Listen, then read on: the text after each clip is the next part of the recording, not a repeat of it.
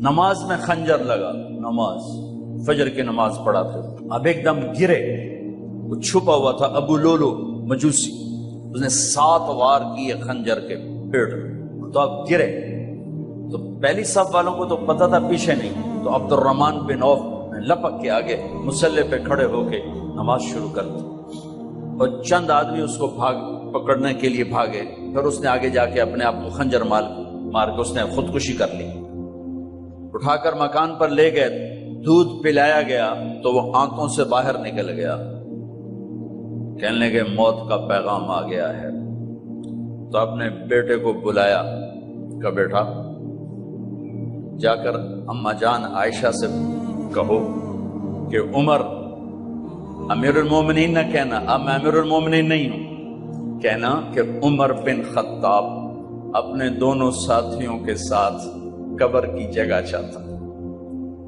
اگر مجھے اجازت مل جائے تو مجھے وہاں دفن کرنا، اگر اجازت نہ ملے تو مجھے عام قبرستان میں دفن کر دیں۔ عبداللہ بن عمر تشریف لے گئے تو اماں عائشہ بیٹھی رو رہی تھی، کہ اماں جان میرا باپ عمر بن خطاب اجازت چاہتا ہے قبر کی اپنے دونوں ساتھیوں کے ساتھ، تو حضرت عائشہ رضی اللہ تعالیٰ عنہ رونے لگی، پہلے بھی رو رہی تھی، کہا عبداللہ یہ جگہ تو میں نے اپنے لیے رکھی ہوئی تھی کہ میں اپنے خامند اور باپ کے ساتھ میں بھی ایک کونے میں سو جاؤں گی، لیکن اگر عمر کی خواہش ہے تو اس جگہ کا عمر مجھ سے زیادہ حقدار۔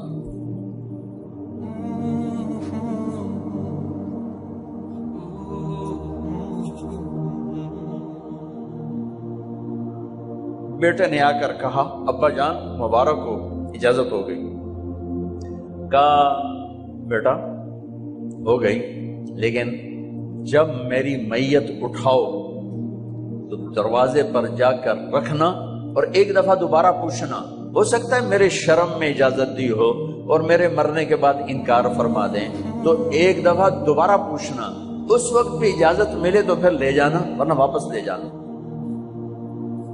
حضرت علی اور حضرت حسن تشریف لائے جس دن انتقال ہو رہا ہے، تو گھبراہٹ دیکھی تو حضرت علی نے فرمایا عمر موت سے ڈر گئے ہو؟ کہ نہیں موت سے نہیں ڈرا، موت کے بعد کیا ہوگا اس سے ڈر گیا۔ یہ کون کہہ رہا ہے؟ میرے بعد کوئی نبی ہوتا تو عمر ہوتا، یہ وہ کہہ رہا ہے۔ یہ کون کہہ رہا ہے؟ آپ نے کہا آج رات میں جنت میں گیا تھا، میں نے ایک بڑا خوبصورت محل دیکھا، سونے چاندی زمرد یاقوت موتیوں کا، میں نے کہا یہ کس کا ہے؟ تو مجھے کہا گیا یہ آپ کے غلام عمر بن خطاب کا ہے۔ کون کہہ رہے ہیں؟ موت کے بعد جو ہوگا اس سے ڈر رہا ہوں۔ کہ آپ مسجد میں انٹر ہوئے، مسجد میں ایسے لوگ تھے، ادھر ابو بکر تھے اور ادھر عمر تھے، آتے ہو آپ نے یوں ہاتھ پکڑ لیے، دونوں کے ایسے ہاتھ پکڑ لیے، ادھر ابو بکر ادھر عمر، کہ مجھے دیکھ رہے ہو؟ کہ جی، کہ قیامت کے دن میں ایسے اٹھوں گا کہ میرے ادھر ابو بکر ہوگا اور ادھر میرے عمر ہوگا۔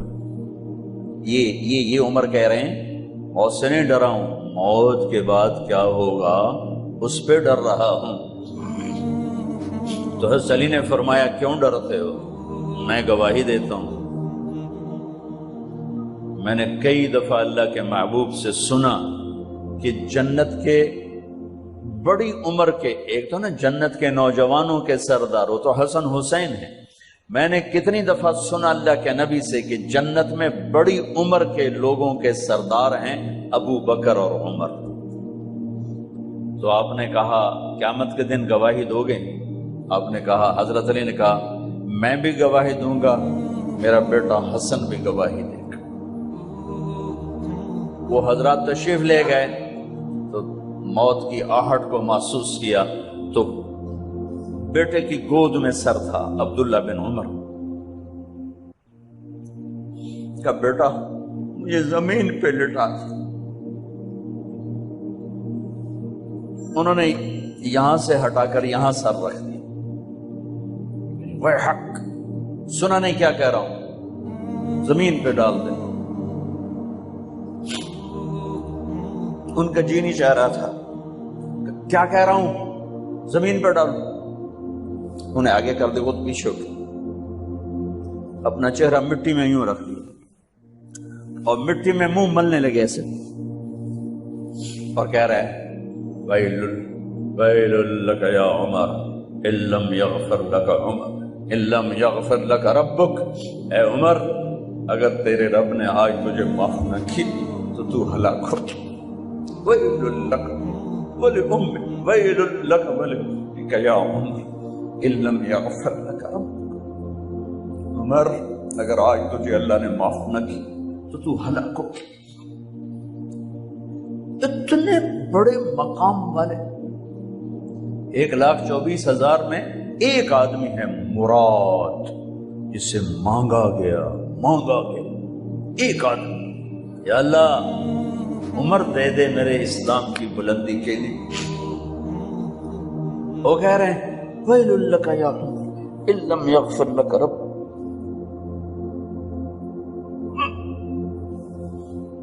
اے عمر تو برباد ہو گیا اگر تیرے رب نے تجھے معاف نہ کی۔ یہ کہتے کہتے کہتے کہتے جان نکل گئی۔ صہیب رضی اللہ عنہ نے آپ نے وصیت فرمائی تھی میرا جنازہ صہیب پڑھائے، رومی جنازہ پڑھایا گیا، کندھوں پہ اٹھایا گیا، اور آ کر اماں جان عائشہ رضی اللہ عنہ کے دروازے پر عبداللہ بن عمر، باقی تو کوئی پتہ نہیں تھا کسی کو، گوے ٹھہر جاؤ جنازہ یہاں رکھ دو، پھر آگے بڑھے، دستک دی، اماں جان میرا باپ عمر بن خطاب دروازے پہ پہنچ چکا ہے، اندر آنے کی اجازت ہے۔ تو اماں جان عائشہ نے فرمایا مرحبا بعمر، ہم عمر کو خوش آمدید کہتے، اور باہر تشریف لے گئیں۔ وہیں حجرہ مبارک میں قبر کھودی گئی تو عبداللہ بن عباس فرماتے ہیں کہ میرے کندھے پر کسی نے ہاتھ رکھا، تو میں نے یوں پیچھے مڑ کے دیکھا تو جناب امام المتقین حضرت علی کھڑے ہوئے رو رہے تھے اور فرما رہے تھے عمر مجھے پتا تھا تیرے سوا یہاں کوئی نہیں آ سکتا، مجھے پتا تھا یہاں تو ہی آئے گا اور کوئی نہیں آ سکتا، چونکہ میں نے ہزاروں دفعہ سنا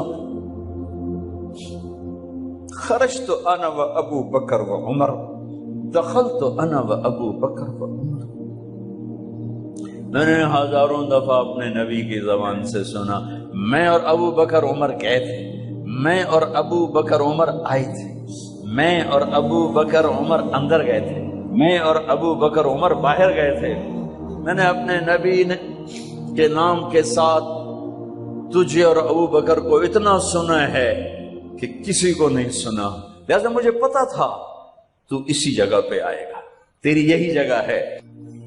میرے بھائی بہنوں، یہ وہ لوگ ہیں جنہوں نے رضی اللہ عنہ کا ٹائٹل جیتا اور پھر روتے روتے مر گئے۔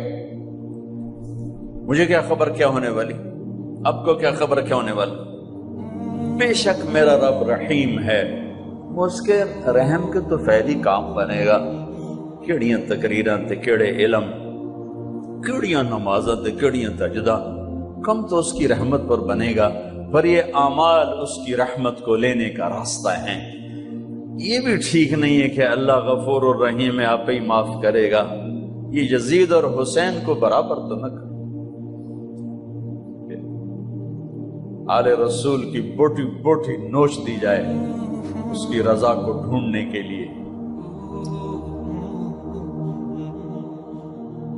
وہ نہیں کہہ سکتے تھے اللہ بڑا غفور الرحیم۔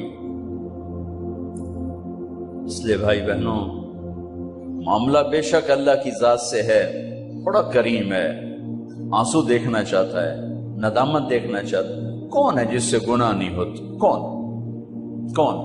میں اسے انسان ماننے کے لیے تیار نہیں، یا تو وہ کوئی فرشتہ ہے یا نبی ہے، نہ نبی آ سکتا ہے نہ ہم فرشتے ہیں، وہ انسان ہی نہیں جس سے خطا نہ ہو۔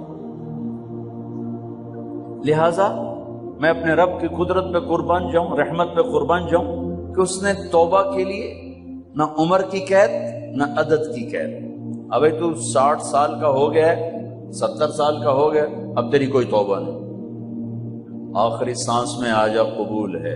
ابھی تیری 100 دفعہ ٹوٹ چکی ہے توبہ، اب 101 دفعہ قبول نہیں، 1 کروڑ دفعہ توڑ کے آ جا قبول ہے. یا نبی سلام علیکہ، یا رسول